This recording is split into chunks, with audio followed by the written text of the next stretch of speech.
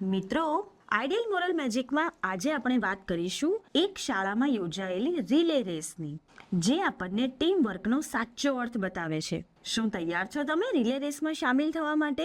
ચાલો જઈએ. વિદ્યા પબ્લિક સ્કૂલમાં વાર્ષિક રમતોત્સવ યોજાવાનો હતો. બધા ખૂબ જ ઉત્સાહમાં હતા અને સ્પોર્ટ્સ યુનિફોર્મમાં સજ્જ થયા હતા. જેની ખૂબ જ રાહ જોવાતી હતી તેવી રિલે રેસમાં રેશમા, નીતિન, રીટા અને સમીરે ધોરણ 5B તરફથી ભાગ લીધો હતો. આ 4 મિત્રોએ ખૂબ સારી પ્રેક્ટિસ કરી હતી અને તેમનું શ્રેષ્ઠ પ્રદર્શન બતાવવા માટે કટિબદ્ધ હતા. તેમના શિક્ષકે તેમને પ્રોત્સાહિત કરતા કહ્યું, યાદ રાખજો બાળકો, ટીમ વર્ક જ જીતની ચાવી છે.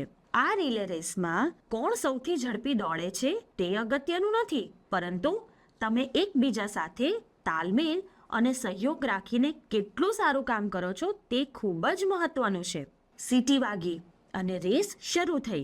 રેશમાએ મજબૂત રીતે પ્રારંભ કર્યો અને નીતિનને સરળતાથી બેટન સોંપ્યો. નીતિન પૂરી તાકાતથી દોડ્યો અને રીટા સુધી પહોંચ્યો. પણ જેવું રીટાએ દોડવાનું શરૂ કર્યું કે તેનો પગ લપસ્યો અને તે ઠોકર ખાઈને પડી ગઈ. તેના હાથમાંથી બેટન છૂટી ગયો. દર્શકોએ એકદમ નિસાસો નાખ્યો. પણ રીટા તરત ઊભી થઈ, બેટન ઉપાડ્યો અને દોડવા લાગી. પણ તેની ગતિ થોડીક ધીમી થઈ ગઈ હતી. આગળની પોઝિશન પરથી સમીરે જોરથી બૂમ પાડી, હાર ન માન રીટા. રેશમા અને નીતિને પણ જોરથી બૂમો પાડીને તેને હિંમત આપી. તું કરી શકે છે રીટા, કમ ઓન. તેમના આ શબ્દોથી પ્રોત્સાહિત થઈને રીટાએ તેનો આત્મવિશ્વાસ પાછો મેળવ્યો અને તે જેટલું ઝડપથી દોડી શકે તેટલું દોડી સમીરને બેટન સોંપ્યો. સમીરે તેની પૂરી તાકાતથી દોડ લગાવી અને ફિનિશ લાઈન પાર કરી દીધી.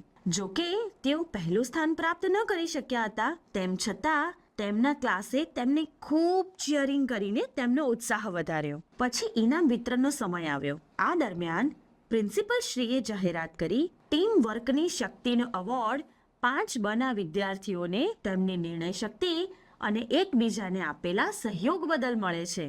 રેશમા, નીતિન, રીટા અને સમીરને તો ખૂબ ગૌરવ થયો અને તેઓ આનંદથી ઝૂમી ઉઠ્યા. તેઓને સમજાયું કે ફક્ત જીતવા કરતાં સારી રીતે ટીમવર્ક કરવું અને એકબીજાને સહયોગ આપવો વધુ અગત્યનું છે. બાળકો, ધોરણ 5Bની આ ટીમે આપણને સમજાવ્યું કે સાચો ખેલાડી એ જ છે કે જે મુશ્કેલીમાં પણ પોતાના સાથીઓને પ્રોત્સાહિત કરે, તેમનો સાથ આપે અને એક ટીમ તરીકે શ્રેષ્ઠ પ્રયાસ કરે. તો ચાલો આપણે પણ આપણા જીવનમાં ટીમવર્કની ભાવનાને અપનાવીએ.